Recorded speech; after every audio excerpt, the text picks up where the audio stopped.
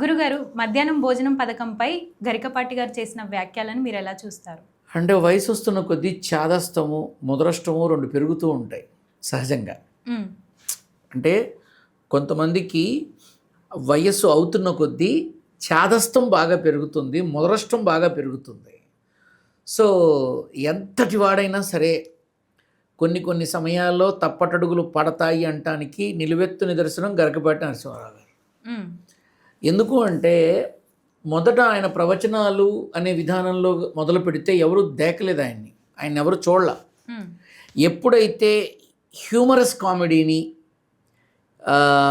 కొంత లాంగ్వేజ్ని చేంజ్ చేసి, అంటే పామరు భాష అంటారు, అంటే గ్రాంధికము సంస్కృతము వచనమే కాకుండా పామర భాష అంటే ఏంటంటే ఇక ఆయన ఏవైతే మాట్లాడతారో ఇవి ఎప్పుడైతే మొదలుపెట్టారో అప్పుడు ఆయనకి లైమ్ లైట్లోకి రావడం జరిగింది.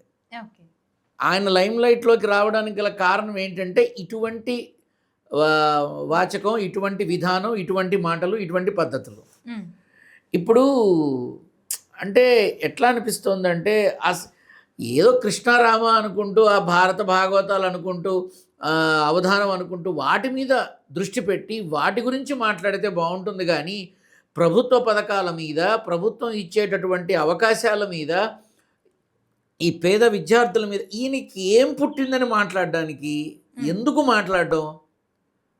నాకన్నా 20 ఏళ్ళు పెద్ద, అసలు ఎలా ఉండాలి, ఏ రకంగా ఉండాలి, ఏ రకంగా మాట్లాడాలి, నోరా వీపుకు చేటు దేకే అని ఒక సామెత ఉంది. మొన్న ఎప్పుడో పద్మశ్రీ ఇచ్చారు. ఇప్పుడు పద్మశ్రీ తీసుకున్నటువంటి ఆ మనిషి ఇంత నీచానికి దిగజారి మాట్లాడడం ఎంతవరకు కరెక్టు?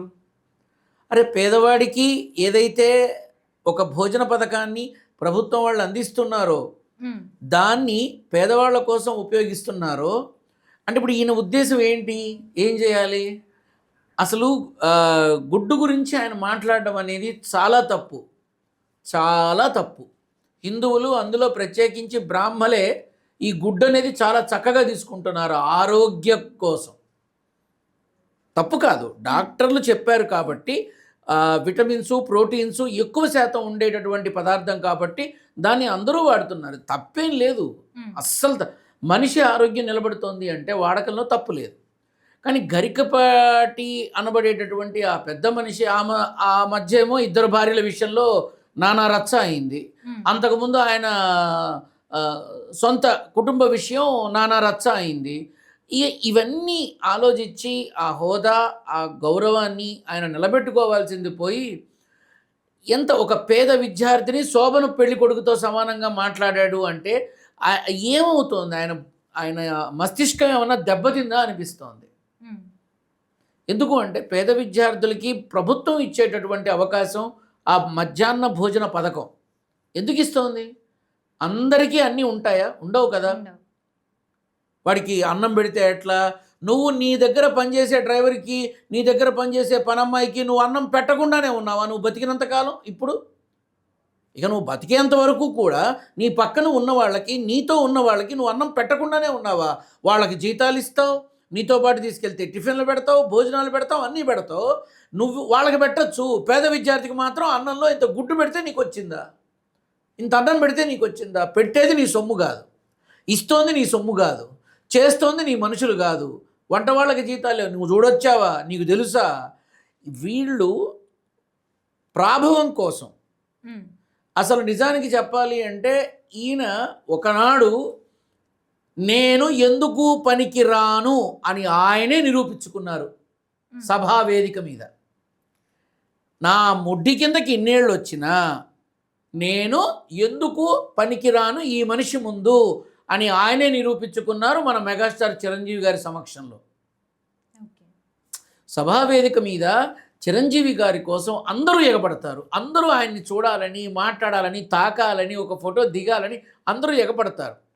చిరంజీవి గారికి ఏంటంటే ఇవ్వడం ఇష్టమే, కానీ తన వల్ల కార్యక్రమానికి ఇబ్బంది కాకూడదని పాపం ప్రయత్నం చేశారు. అయినప్పటికీ మహిళా మణులు ఎవరైతే ఉన్నారో వాళ్ళ మాట కాదనలేక పాపం వాళ్ళకి సరేనని చెప్పి ముందుకు వెళ్ళిన తరుణంలో ఈయన మధ్యలో నుంచొని ఈయన మాట్లాడారు కొన్ని మాటలు. ఈయన చిరంజీవికి సాటి రాగలడా ఆయన? రాగలడా? చిరంజీవి కాలి గోటికి పనికిరాడు ఆయన. మెగాస్టార్ చిరంజీవి గారి కాలి గోటికి పనికిరారు. నేను ఓపెన్గా మాట్లాడుతున్నా. గరికపాటి వారి అభిమానులను తిట్టినా నేను నిజం మాట్లాడాలి. నీకు ప్రభుత్వ ఉద్యోగం ఉంది, నువ్వు చక్కగా అన్ని రకాలుగా మంచి కుషన్తో నీ జీవితం మొదలుపెట్టావు, అన్ని రకాల గౌరవాలు, ఏసీలో కనీసం ఆయన కాళ్ళకి దండం పెట్టడానికి ఎవరన్నా వెళితే దగ్గరకు కూడా రానివ్వరు. దూరంగా అంటుకోకు, దూరంగా వెళ్ళు అంటారు. ఎదురుగుండా ఎవరన్నా వస్తే కనుక పక్క తప్పుకోండి, నన్ను తాకమాకండి అంటారు. మీరు చూడండి మాధ్యమాల్లో, నా మాట నిజం అబద్ధమో తెలుస్తుంది మీకు. నువ్వు అంత చక్కగా వచ్చావు, మట్టి పిసికిన చేతుల్లాగా తనని తాను ఒక రకమైనటువంటి బంకమట్టిలాగా మార్చి చలనచిత్ర రంగంలో ఉన్న దర్శకులందరి చేతుల్లో ఏ దర్శకుడికి కావాల్సిన బొమ్మ ఆ దర్శకుడు తీర్చిదిద్దుకునేలాగా చిరంజీవి తన జీవన విధానాన్ని మొదలుపెట్టారు. నేను లాస్ట్ టైం కూడా నేను పొరపాటున ఇంతింతై నటుడింతై అని ఏదో మాట ఉన్నో అది ఒక పొరపాటు మాట దొల్లింది, నాకు ఒకళ్ళు చెప్పారు. ఆయన గురించి చెప్పే ఆనందంలో నేనే ఒక చిన్న తప్పు చేశా. I accepted that. నువ్వు చేసిన తప్పు ఎంత పెద్ద తప్పు గరికపాటి గారు అని అడగాలనుంది. అంతటి సభావేదిక మీద చిరంజీవి గారిని మాట్లాడి ఎవరు ఫూల్ అయ్యారు? ఆయనే ఫూల్ అయ్యాడు. ఇక్కడ చిరంజీవి గారి దగ్గర అంత ఎవరెస్ట్ శిఖరం అంత ఎత్తు. నువ్వు కష్టపడి రాలా, చిరంజీవి గారు కష్టపడి వచ్చారు. అయినా నువ్వు ఆయనని ఏమైంది, నీ పరువు నెట్ట నిలువున నువ్వు తీసుకున్నావు. ఎన్నికల్లో ఇచ్చిన హామీలకి అనుగుణంగా కొంతమంది స్త్రీ శక్తికి దోహదపడుతున్నారు. ప్రతి మహిళామణి కోటీశ్వరరాలు కావాలని రేవంత్ రెడ్డి గారు ఆశపడుతున్నారు.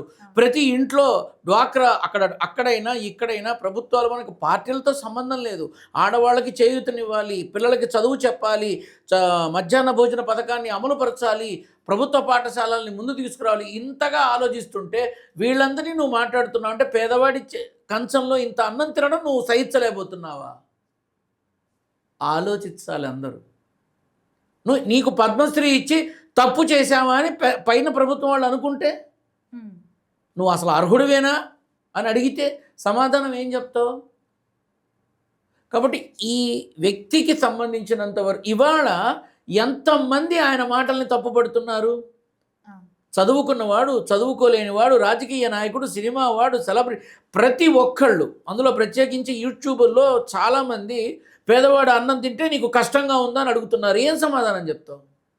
నీ గౌరవాన్ని నువ్వు నాశనం చేసుకుంటున్నావు, నీకు ఇచ్చిన మర్యాదను నువ్వు పోగొట్టుకుంటున్నావు. సంస్కారవంతంగా మనిషి ప్రవర్తించాలి. రేపు ఇదే గరికపాటి నరసింహారావు నువ్వు వెళుతున్నప్పుడు నీకేదన్నా జరిగితే ఆ పేద పిల్లల తల్లిదండ్రులు, ఆ పేద పిల్లల తాలూకా వాళ్ళే నిన్ను కాపాడతారు. ఇది నిజం. మనుషుల పట్ల చాలా జాగ్రత్తగా ఉండాల్సిన అవసరం మనకుంది.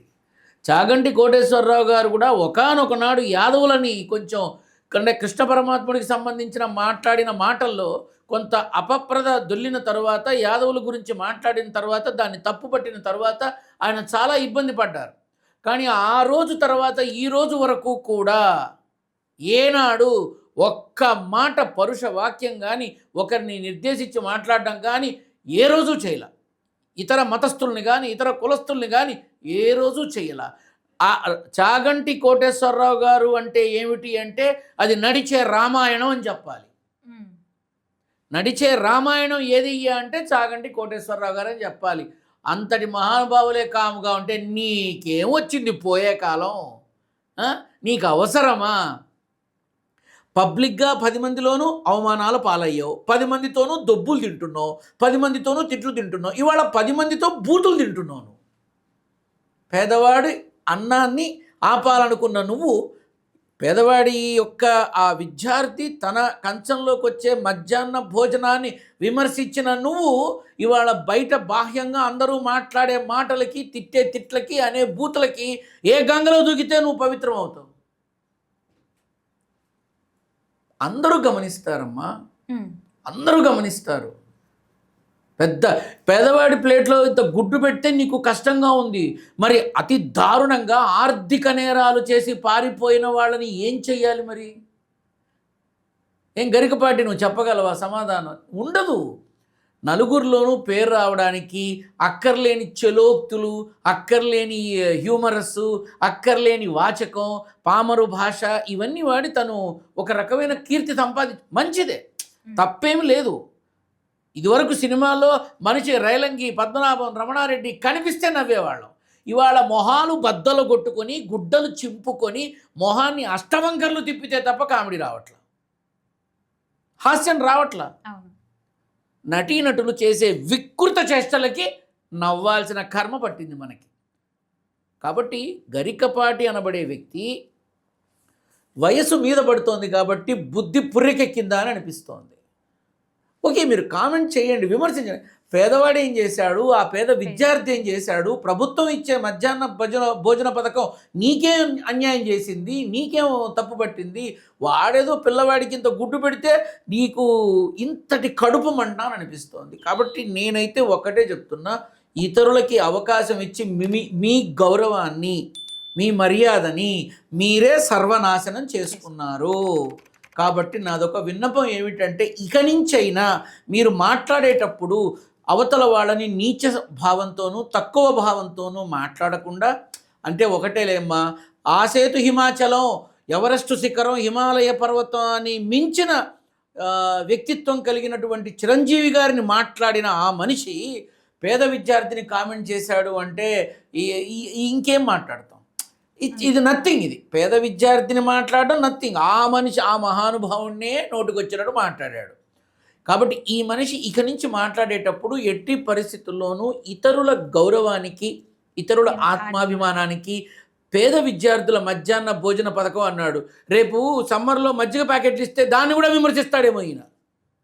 సమ్మర్ కదమ్మా, ఎండాకాలంలో చలివేంద్రాలు పెట్టి మజ్జిగ ప్యాకెట్లు ఇచ్చి కాపు కాస్తే వాళ్ళు కొనుక్కొని చావలేరా, వాళ్ళు శుభ్రంగా షాపుకి వెళ్ళి చావలే, వీళ్ళ వల్ల వర్తకులకి నష్టం అని అంటాడేమో. అదో భయం ఉంది నాకు. ఎందుకంటే మనిషి మాట్లాడేటప్పుడు తనని తాను మర్చిపోయి మాట్లాడేటప్పుడు ఇలాంటి మాటలే వస్తాయి. కాబట్టి గరికపాటి అనబడి, ఇప్పుడు గరికపాటి నరసింహారావు గారు అనేవాళ్ళు ఏరా అని అంటున్నారు ఇవాళ. పేదవాడికి అన్నం పెడితే నీకు కష్టంగా ఉందా, గుడ్డు పెడితే నీకు కష్టంగా ఉంది, చూడు. ఎవరో అగౌరవపరచక్కల్లా తనని తాను అగౌరవపరుచుకున్నారు సమాజంలో. ఇటువంటి వాటికి అవకాశాలు ఇవ్వకుండా ఏం బతుకురా నీది అని అనకుండా, అబ్బా ఏం బతికారండి అనుకునేలాగా ఉంటే బాగుంటుందని నా అభిప్రాయం. స్వస్తి.